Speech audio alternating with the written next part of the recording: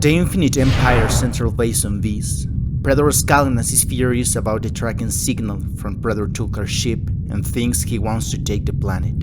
Trill asks for permission to go look for clues in the last location.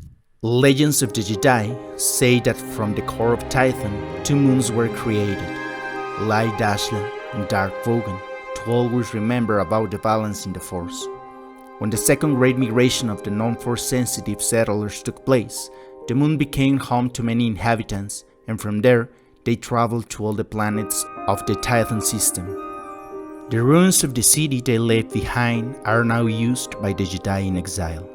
As a slave to the Rakata, Zej has only known what the Jedi call the dark side. The first memories of him are of he and his brood mates huddled together for warmth. All the people ignore him, all except one. She was always there for him. Zej was torn from his brood by the Masters, encased in a tomb-like where he screamed in fear, and there he learned anger and hate. Later, he understood that his bleak anger from his was the force and the power that fed his master's ship. One day, Predator Tulkar sensed talent within Zej, freeing him from the machines to train as Force Hound, and from that moment, Zej became the best that he was trained to be. Loneliness became a way of life. Even through the changing currents of the Deep Core, Zej sensed Tython. He led the Rakata to the world, but something went wrong. The Rakata she exploded above Tython and Zej killed his master. After meeting Tasha, Cygnus and Shay and trying to kill them, he saved them from the monster, and Shay was the reason. He didn't understand the feelings that compelled him to save her, feelings that made him weak. They told Zej that he will go to Bogan to find the balance in the Force that he didn't have, but he felt more in a prison. He understood that the Jedi feared him. Until now, he has never been hungry. The food rations they sent him from Tython are better than the ones he had with the Rakata. Zej wonders what he will be now, because he no longer had a master. If he was in Vis, he will have to fight again to get one, but he didn't know what to do. At that moment, he is attacked from behind by Dagan Locke and asks him why he has been sent to Bogan. Dagan Locke tells him that he saw him in a vision, and Zej is shocked. The Jedi ask him about his mark on his face, and Zej replies that they are Force Hound marks, and that he also has them on his limbs in case the Rakata Masters ever had to find his pieces. Dagan Locke uncombs him and says to follow him. In Staff Cache, Master Tave instructs Shay, Tasha and Cygnus in combat, but the Master senses that his students' minds are elsewhere. Shay tells him that before Zej arrived on Tython, the three saw him in visions, and despite telling the Council that, they ignored them and sent Zej to Bogan. Also, Tasha tells the Master that she was able to see inside Zej's mind, and was able to see a huge army, and that Zej was out of balance with the Force but not by choice, and if he had stayed in Tython, he could have been of much help. Master Tave invites his students to believe and have faith in the Council. The Master finishes this training and tells Shay and Cygnus that they have to go to the Forge. In Nakarkesh Waterfalls is Master Rajivari, a Jedi general who was important in the Despot War. He saved many lives. Master Ketu arrives with him and asks his opinion about the recent storms and the dark energy being perceived on the planet. Master Ketu tells him about what happened with Zej and the crashed ship. He also tells him that the three young Jedi saw the same vision, and curiously, this vision is similar to the vision Dagan Locke saw at the bottom of the chasm, and from the which they sent to Bogan because they thought he was crazy. A blade of fire was what Dagan also saw. Master Rajivari guides Ketu about the visions and tells him that he must listen to the Force. That is the way of the Jedi, and recommends that he listen to those visions. They made a mistake with Dagan Locke in believing that he was crazy and must listen to what the Force tells him. Dagan Locke shows Zej a crashed ship from the Despot War and tells him that this will be his way out of Bogan. Furthermore, the Jedi tells him that he intends to escape from Bogan because he has a destiny that was shown to him by a vision. Dagan tells Zesh that below the Anil Kesh lies the chasm. Exploration to the bottom is prohibited because there haven't been any Jedi that have gone far enough since they go berserk. Dagan Luck took that as a challenge. After the Despot War ended, thanks to Dagan, he convinced his friend Hokraya to travel to the bottom of the chasm. In the darkness, he saw figures forming in the mist, a red one-eyed creature leading an army, a sword of fire, destruction, fire, and death. Hokraya took his friend and left the chasm. Dagan Luck told the council about the vision he saw, but they all blamed him for being insane. He was sent to Bogan until he gave up the vision, but Dagan Luck knew what he saw at the bottom of the chasm. And Zesh was part of his vision. Zesh looks at the wall with a painted drawing and recognizes his Force Saber.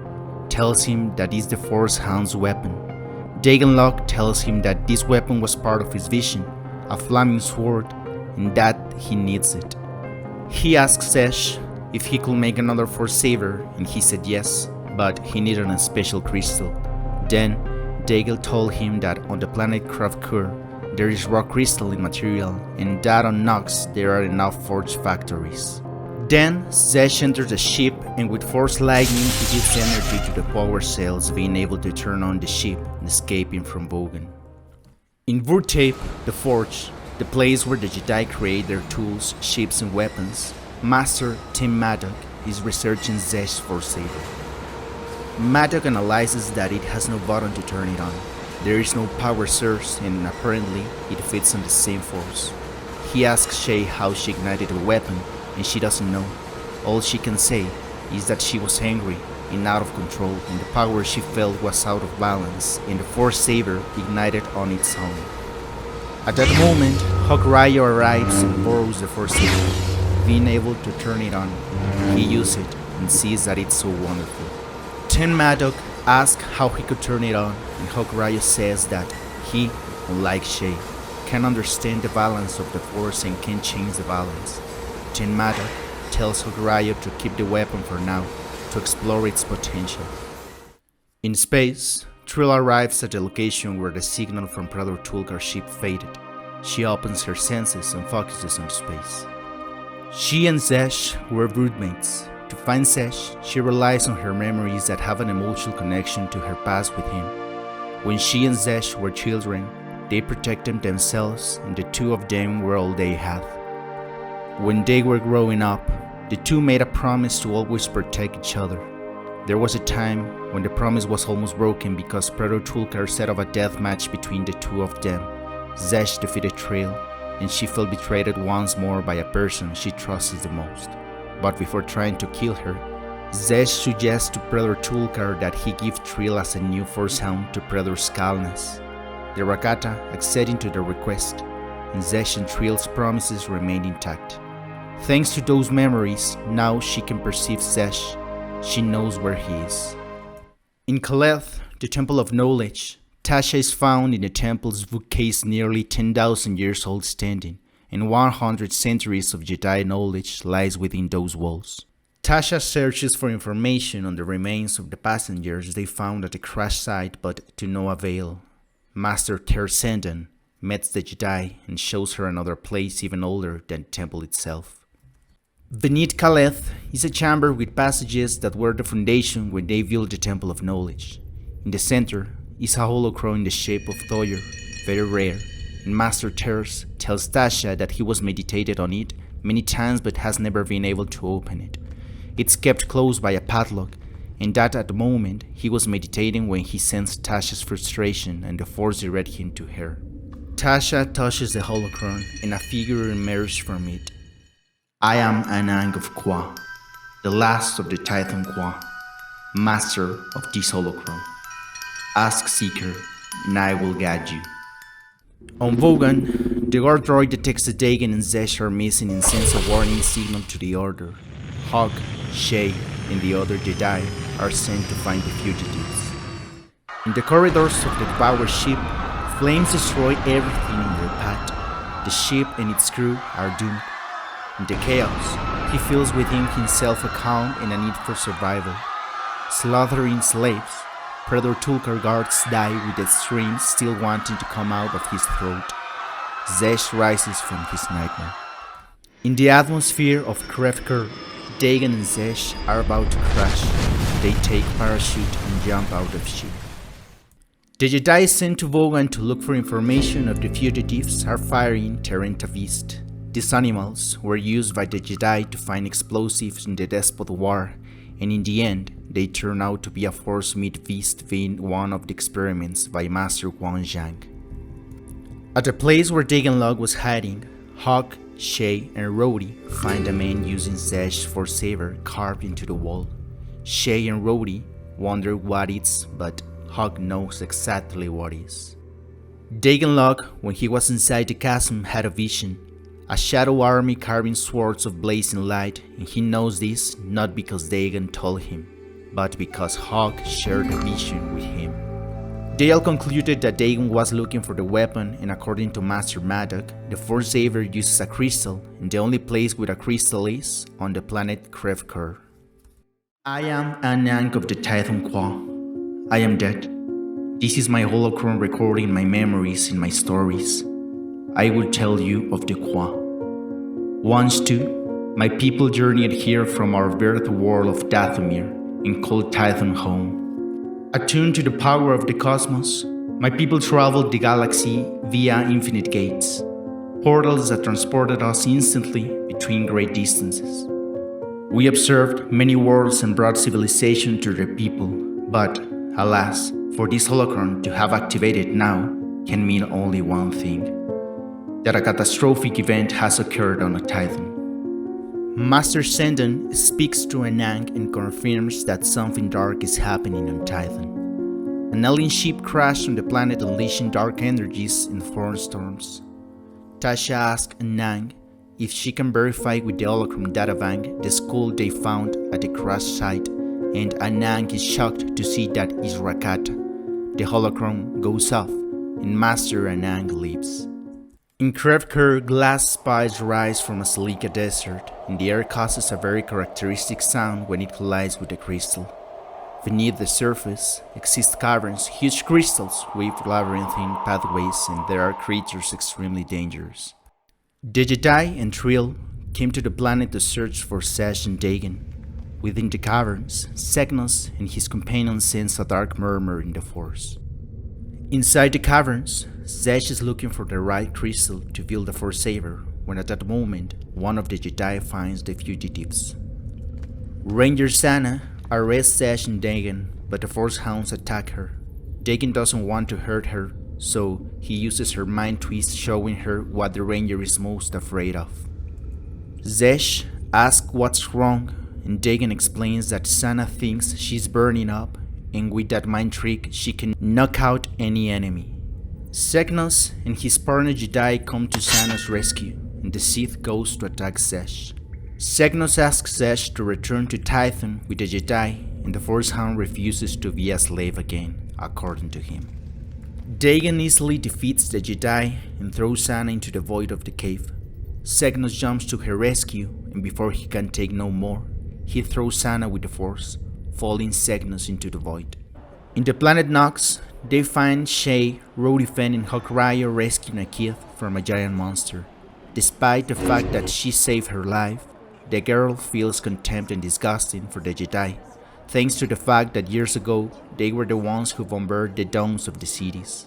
Hawkrider is informed that the Ranger Sana was taken to Kalimar for hospitalization, further telling the Jedi in Nox that Segnos fell into the void of the caverns of Krivker.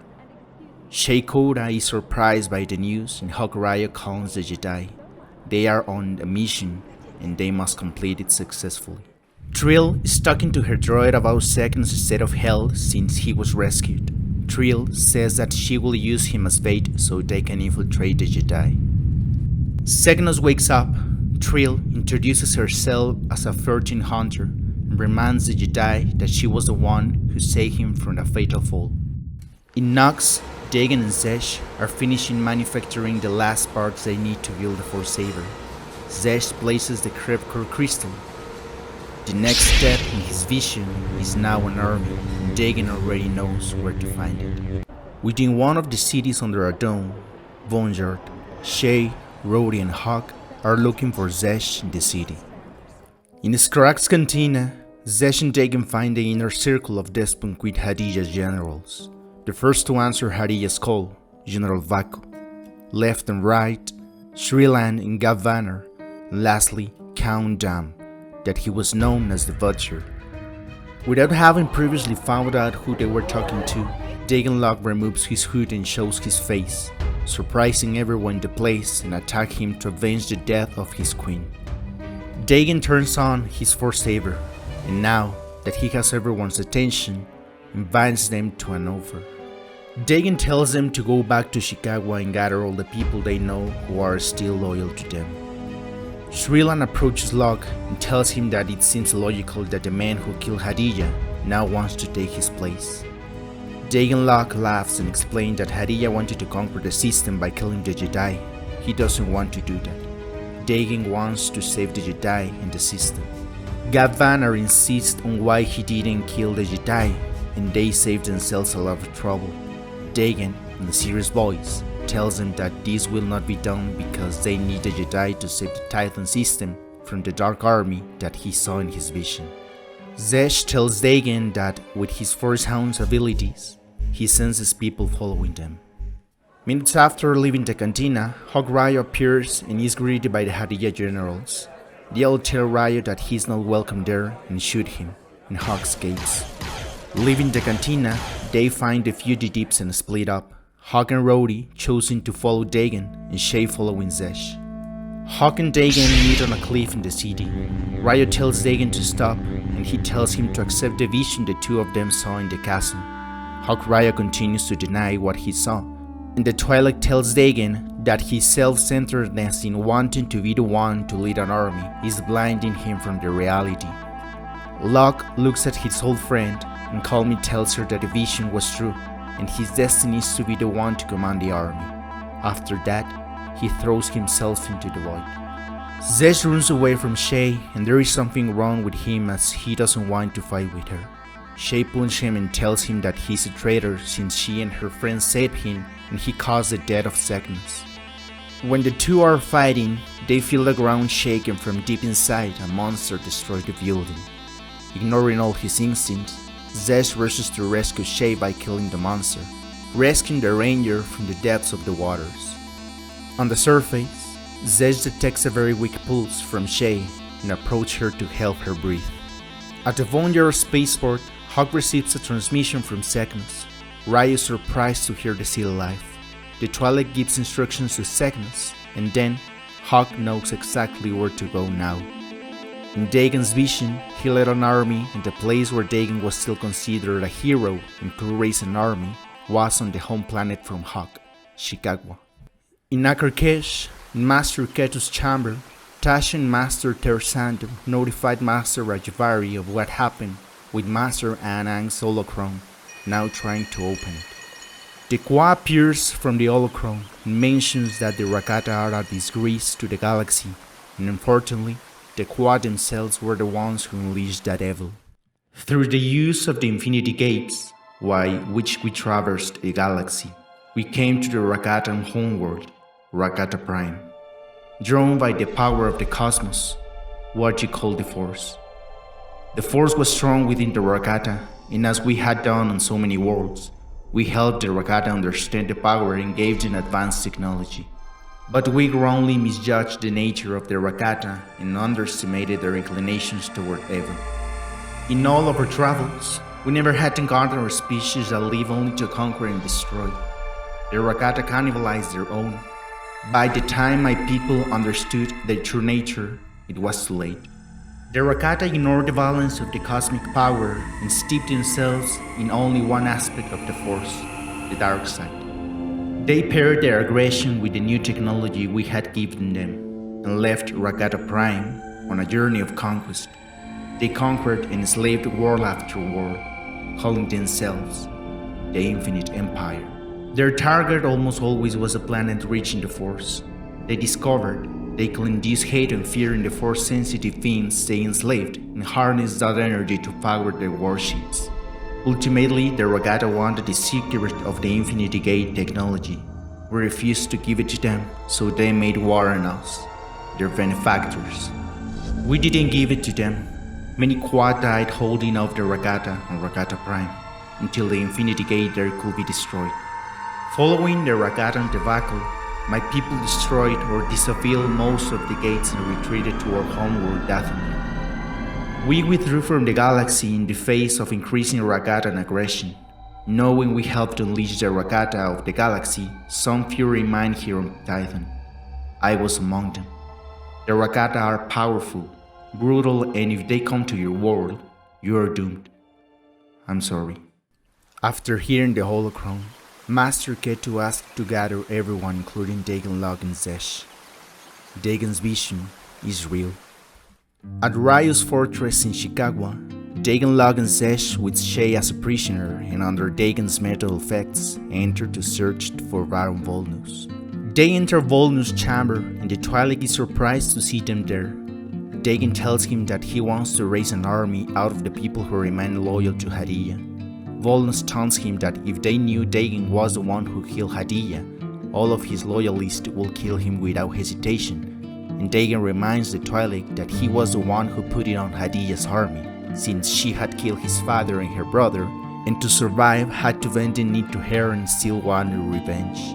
So well was the plan that Hadiyah appointed Dagon Log his general, and they also had a romance.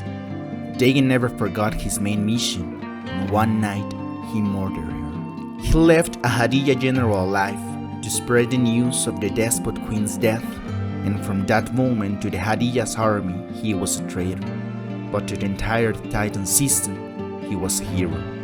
If the people of Hadiyah knew that Volnus was the one who infiltrated Dagon into Hadiyah's army, they would destroy the entire fortress without a problem. In Chicago, Cygnus, Trill, Hawkeye and Rhodey infiltrate the fortress of Volnus, Hawkeye's brother. After some time talking with Volnus, the Twi'lek threatens them and Zesh attacks him, at which point the Jedi enter the fortress and start fighting among themselves. The Force Hound escapes with Shay, and Cygnus comes to her friend's rescue. Zesh tells the Sith that he gave him a chance on Krivker to leave him alive, but now he will kill him. Zesh uses Force Lightning against Cygnus and knocks him out of the fight by escaping from the place, and at that moment, Trill arrives. The two Force Hounds exchange glances and Trill looks for some reaction from Zesh upon seeing her, but nothing happens, just as Trill planned. Hawkeye and Dagon find themselves ready to fight with their Force Sabers.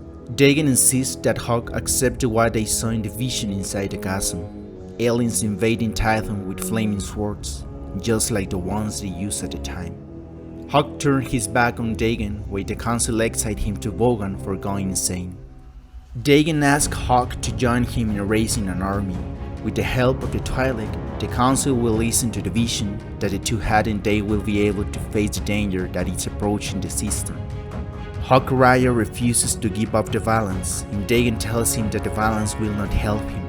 If Zesh is one of them, then the entire army is too strong for the Jedi. Despite everything, Hawkeye denies following his old friend. Zesh reaches down from the heights to attack Hawk, and at that moment, Dagon takes his Force Saber and cuts off Hawk's leg.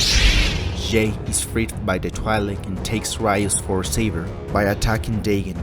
Dagon Log throws Shay and tells Zesh that he is the boss and should listen to him and not listen to the Ranger. Zesh, remembering his past with the Rakata Masters, reveals himself to Dagon, telling him that he will never be a slave again. Dagon grabs Zesh's head and mind twists him, but it was a mistake to do that to Zesh. Zesh's mind is a place Dagon was never meant to enter. As Zesh is about to kill Dagon, Shay stops him. Cygnus meets Shay again and she's happy to see him. The Sith tells him that he has a new friend named Trill, and she was the one who rescued him. A week later, in Akarkesh, the Jedi Council again sent Dagon Log to Bogan. Master Ketu asks Hawkeye about Dagon's vision, and the Twi'lek is honest and tells the truth. He's convinced that it was a hallucination, but in the end he was wrong.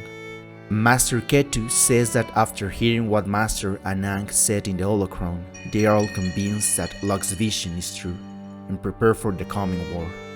Hokuraya says one last thing to Ketu. Dagon says that he saw himself leading the Jedi army, but Hokuraya saw Zesh. Thanks to the information Zesh is giving about his former masters, the council has agreed to train him as a Jedi, and at the forge, Master Maddox begins building Forsavers for the army. Trill sends a message to Predator Skalnas of his location and everything she was able to discover. She informs him of the existence of the Jedi in the Force-rich planet Tython. She also tells him that her plan is going perfectly. The mental block that Predator Skalnas did to Zesh before leaving with Predator Tulkar worked, and even Zesh doesn't recognize Trill.